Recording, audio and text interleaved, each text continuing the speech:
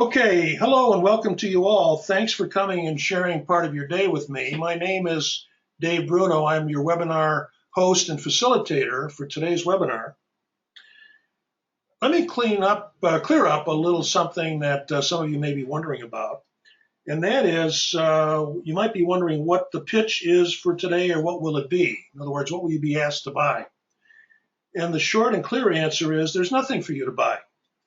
All you're asked is to approach our discussion with an open mind. And the reason I say that is because today's discussion is about something that I'm confident most of you have not heard about, read about, or covered in a course or seminar about running a small business.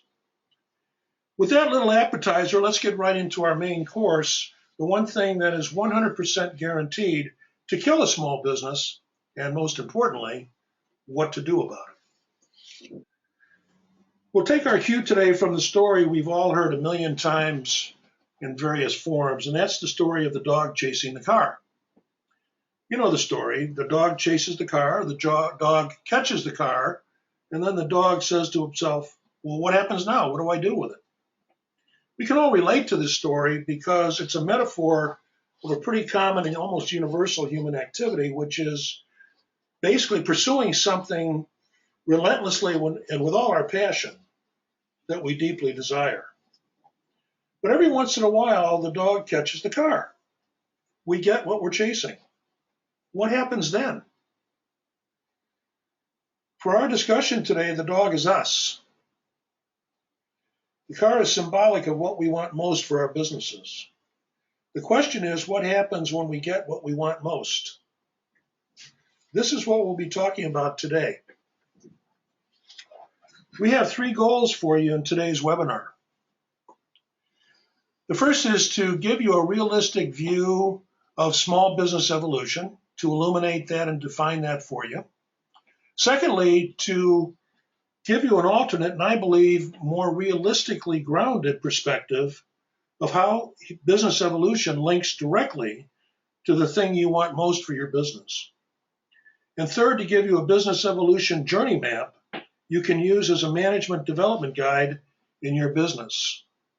With these three things, you'll have very powerful tools to proactively manage and guide your small business's evolution. A little bit about housekeeping, though, before we get further in. Our session today will run about 20 to 25 minutes. We'll have a question and answer session after the main presentation, which will last maybe about 15 minutes, maybe less. If you have questions that occur to you during the presentation, send your questions through the control panel.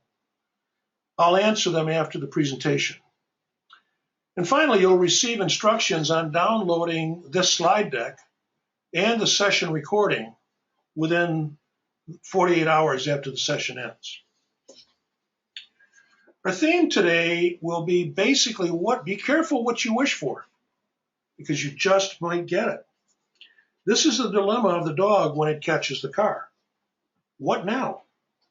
Every business of any shape, size, and tenure has this experience and dilemma, and sometimes more than once in their business life. Some of these businesses are consciously and proactively aware of what's going on and what's causing it, and others aren't. In my experience, the ones that aren't aware generally tend to be those small businesses that get into trouble, frequently struggle, and sadly, chronically stagnate. And a few of them, tragically, die well before their time. A big part of today's webinar is to give you an answer to the what now question. Let me give you a little background, a little sketch of my background, because you may be wondering who this person is that's talking with you today. I'm a small business management coach and advisor and have been for 20 years in the Chicago metro area. I'm the founder and principal of a firm called Third Nature Chicago. I'm also the publisher and principal author of an online free publication dedicated and devoted to small business owners and leaders, and that's called the Small Business Owners Manual. I intimately understand small businesses, and I know firsthand that, unlike some other popular opinion, small businesses are not just smaller versions of bigger ones. I greatly respect and admire small business owners and founders. They have what I consider to be the unique courage and internal wherewithal to create something from nothing and really literally operate every day without a safety net. That's something that only a relatively few human beings can actively have the ability to do and the capability to do. But last but not least, I want to give you a personal insight from my own background and story. I know firsthand how it feels for someone to lose their small businesses. My father lost his when I was a young boy. I've never forgotten the look in his eyes of devastation and embarrassment when he came home and told us that the business, his business, our business, was gone and was not coming back. I can assure you, when you're experiencing something that devastating and emotionally profound in the eyes of someone that you love and care for, you'll never forget it. Our agenda today is really pretty straightforward and comprised of three phases, if you will, or items. The first is to give you the 4 stages of business evolution. The second is to give you the characteristics and challenges of those stages, and that will be enclosed within a matrix of giving you the 4 stages of evolution and what characterizes them and what the challenges are of each of those stages. And lastly, to give you an antidote, or consider it to be kind of a recipe of what to do when your business starts showing stress symptoms. And trust me, it will, if it hasn't already. So let's get into, what do small businesses and small business owners want more than anything else? You know the answer to that. It's growth. Growth and more growth, success and more of just about everything. In all my years of coaching and advising small business owners, I've never heard even one of them say that they didn't want to grow and have more of everything. But today I'd like to debunk a persistent business myth with you. You know the one. If you're not growing, you're dying. You've heard that probably hundreds of times, if not thousands. I firmly believe that if you're not improving some aspects of your business as you're evolving, you're dying. I believe that's more accurate, more actionable, and I coach my clients in that principle. Over the years, I've asked myself many times the question, why do small business owners want growth for their businesses more than just about anything else? And I've concluded that there's a pretty simple answer to that. And the answer is primarily because everything and everybody tells them that they should grow and grow and grow some more so that their businesses won't die. Like all living things, all businesses evolve. Everything in nature that exists evolves and changes and takes on more complex forms. If evolution didn't exist, somebody would need to invent it, because without it, none of us would be who we are, and our world as we know it would not exist. Businesses of all sizes go through very specific and knowable stages of evolution and change on a pathway from relative simplicity to greater complexity. The 4 stages of business evolution are startup, early maturity, full maturity, and exit, transformation, or termination. More about this a little bit later. But right now, let's look at what drives business evolution. In a word, growth. The primary driver of all evolution in all things is growth and change in complexity. So it turns out that the very thing that all of us, all small business owners, want most for their business is the very thing that drives all business evolution in the first place. Let me put it more succinctly. Growth and change is inevitable and can't be stopped. Growth generates more of everything. And the more of everything generates change. The fundamental characteristic of growth is that it produces more of just about everything. As change occurs in a business because more of everything is created, complexity naturally follows. So in other words, as your businesses evolve from their earlier stages through the various evolutionary stages later on, your businesses naturally become more complex. And the more complex they become, the more some anecdotal things are necessary to ensure that that's sustainable. So we can say that growth brings about more, and more brings about change, and that change brings about complexity. It's as sure and certain as the sun rising every day in the east. Think about it. Without growth and change, none of our businesses would look, act, and be any different than they were on the very first day of their existence. Consider what that means for a moment. Without growth-fueled and powered evolution and change, our economy as we know it just simply would not exist. Well, all that's well and good, you might say, about this point, but what does all this stuff about evolution have to do with me and my business and about making money? That's a fair question. If I were in your shoes right about now, I'd probably be wondering and asking the same thing. So in other words, the question really is, what's the so what about all of this? Well, the short answer to that question is the so what is just about everything. Business evolution, I can assure you, is not just an interesting academic and abstract concept. The evolutionary process in every business on the planet affects just about everything we do and don't do in our businesses every day.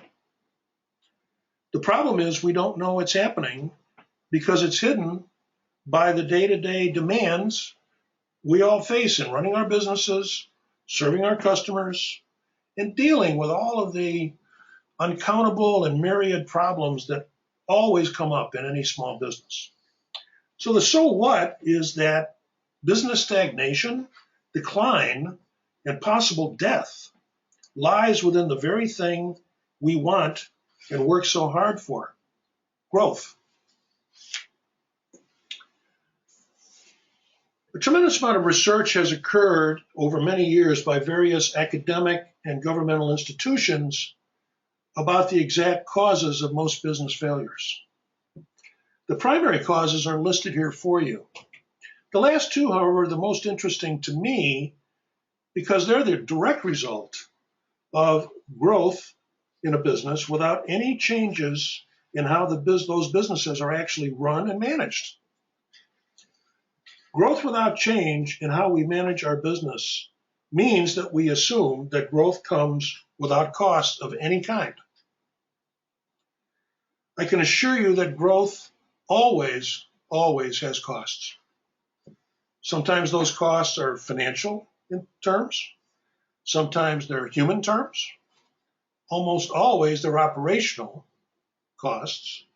And most importantly, and most universally, disruption in the status quo of how the businesses do what they do is always a cost of growth.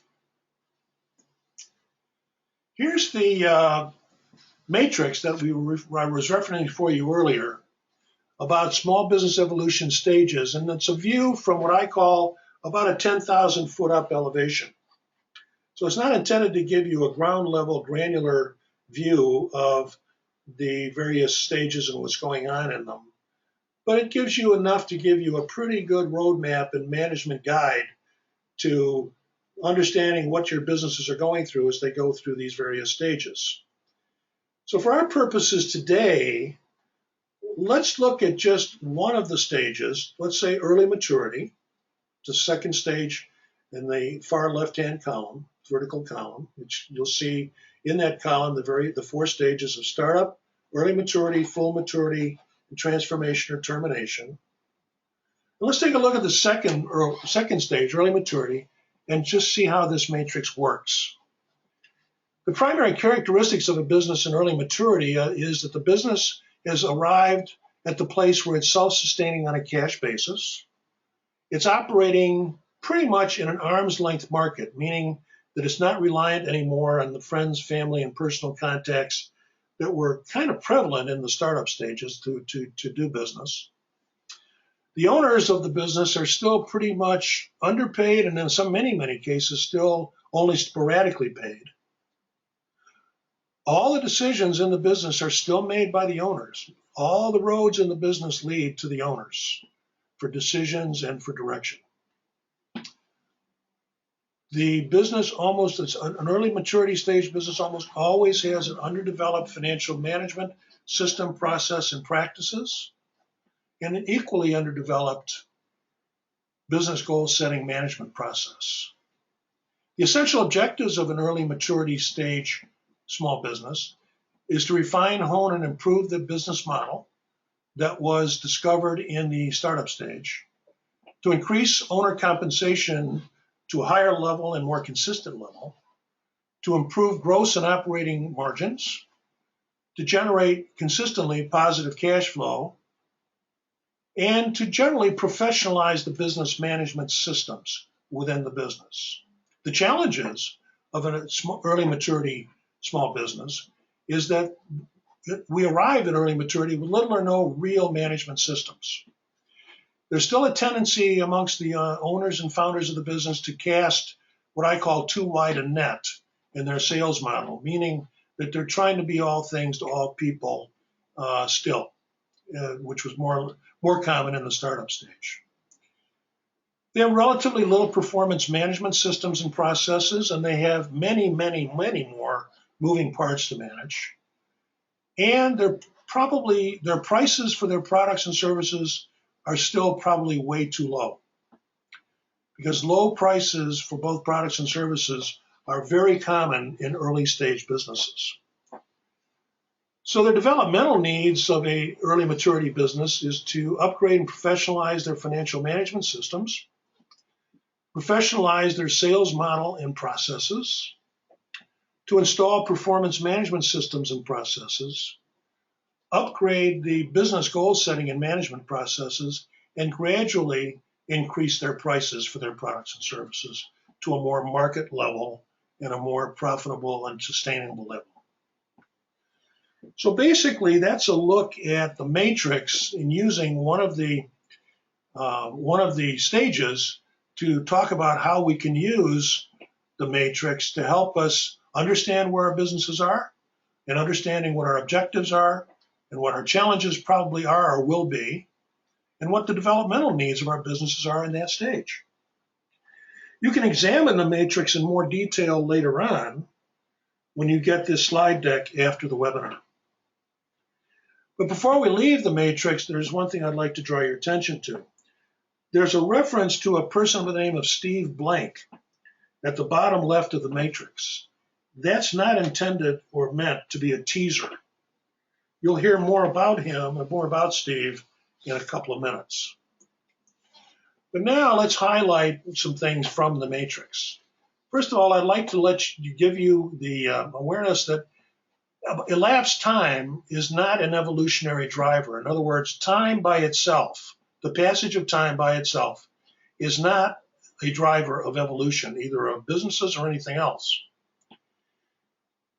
The evolutionary pathway of all of the stages is from comparative simplicity to greater complexity.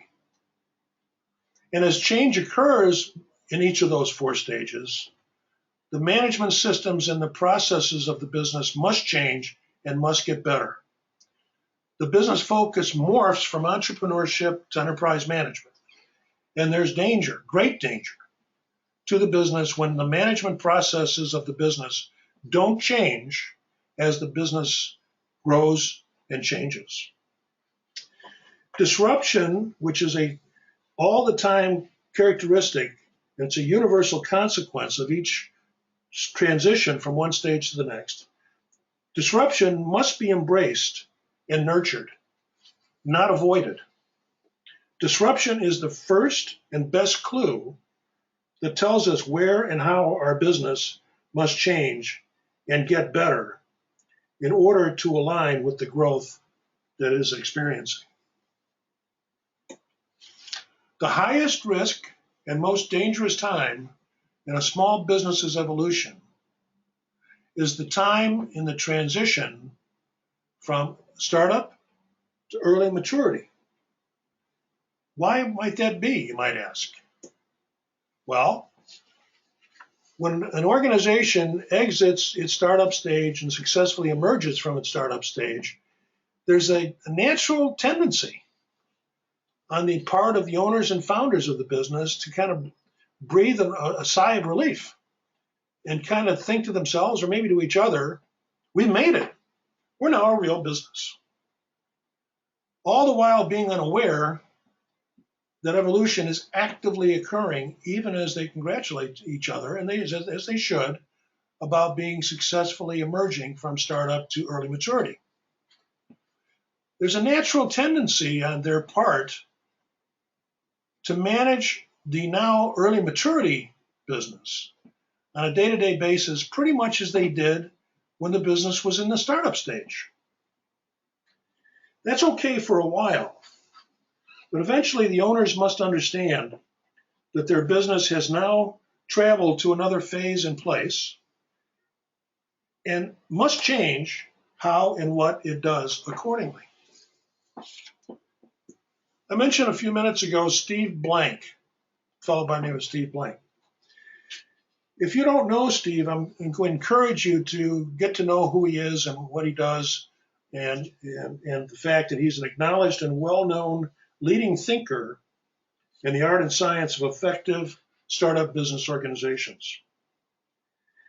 His website is steveblank.com.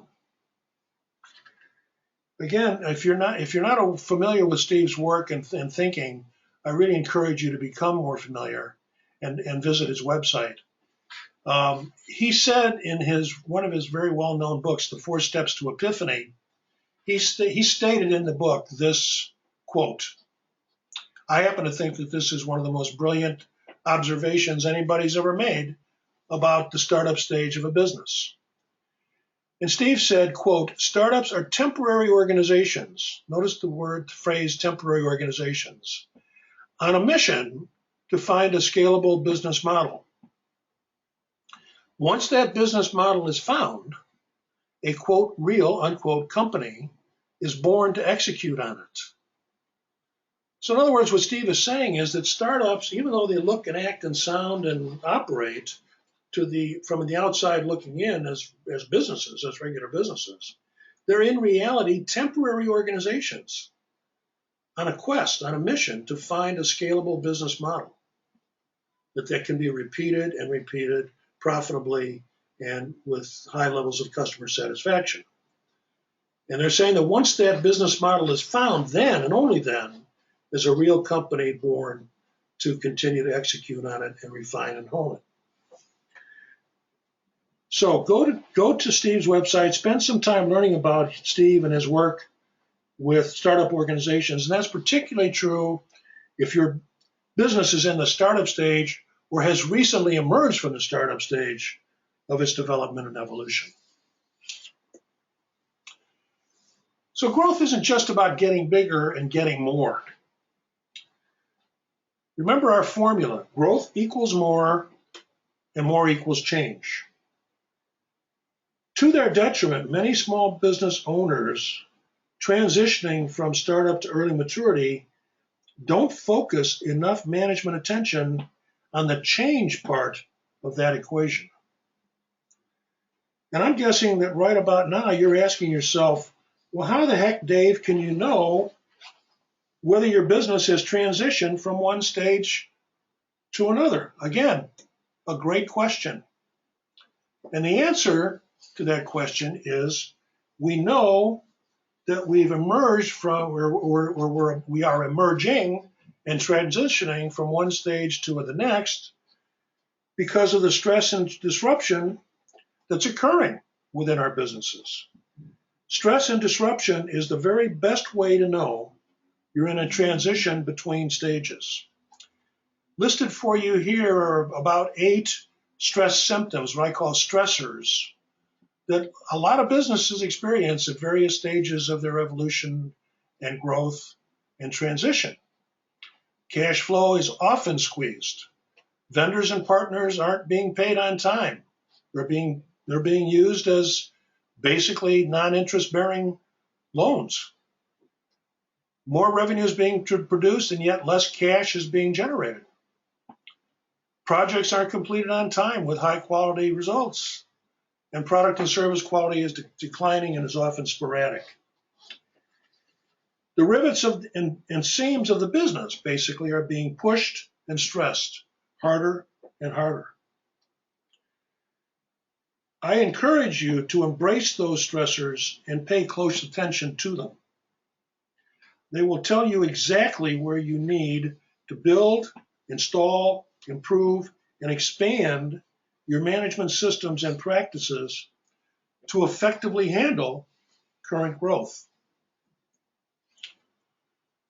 So now that we've developed the reality of small business evolution and change and growth, and the fact that within growth lies the very seeds of our struggle and potentially even business death, the question is now, what do we do about it? So if we find ourselves in a situation where our businesses are experiencing significant stress, what do we do about it? In other words, it's the dog says, now what do I do when I get the car? And here's the answer. The first thing we need to do about it is to know what stage we're in. You've got 2 really powerful tools to help you make that a clear-eyed assessment. One is the matrix that we explored a little while ago, the business evolution matrix, and the other are the stressors that you're experiencing. So once you're using those 2 tools, then we can conduct an assessment, a clear-eyed assessment of our management structures and practices, paying close attention to the stressors in the business, because again, those stressors are stage markers. They're like signposts, billboards, to let us know that we're probably emerging from one stage of our business to another. Use the evolution stages matrix as a guide, as an active management guide. Keep it close and keep it handy for yourselves to review. Get other opinions from people that you know and trust and whose business acumen you admire. And lastly, mirror your growth with your business's ability to effectively manage it. So let's summarize. Growth is good when it's controlled.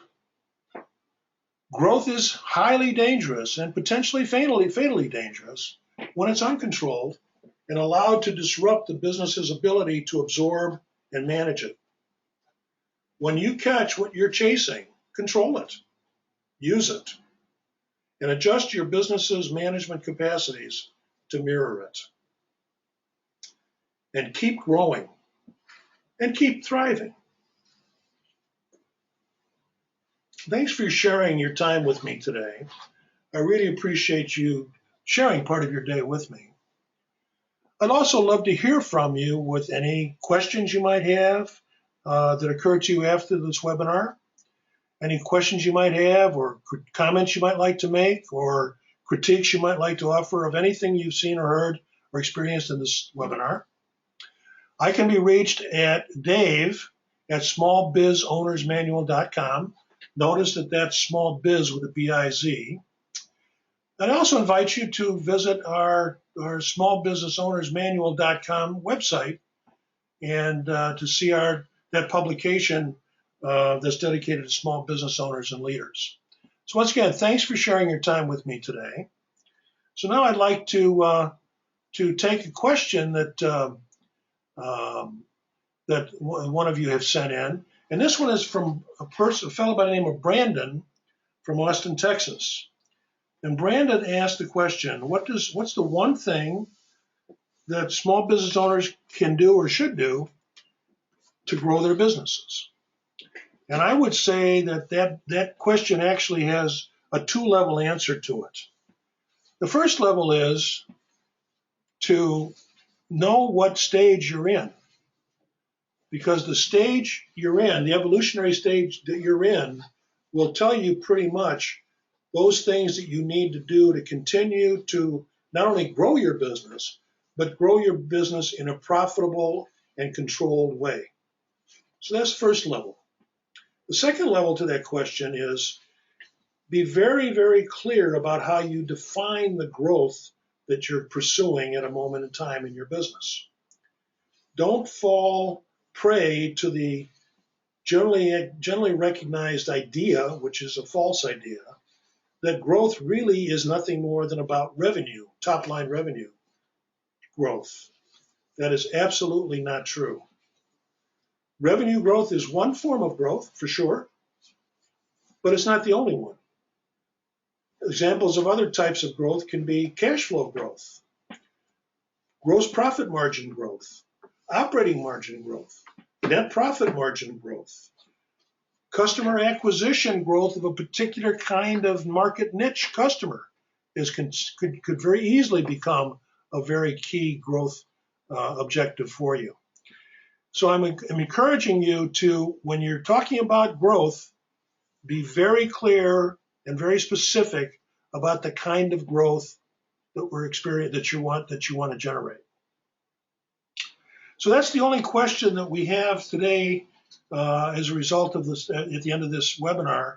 So I'm going to thank you one more time for being with me today and sharing your time with me today. I hope that our paths meet sometime or cross sometime later down the road. And for now, thanks again and have a great day.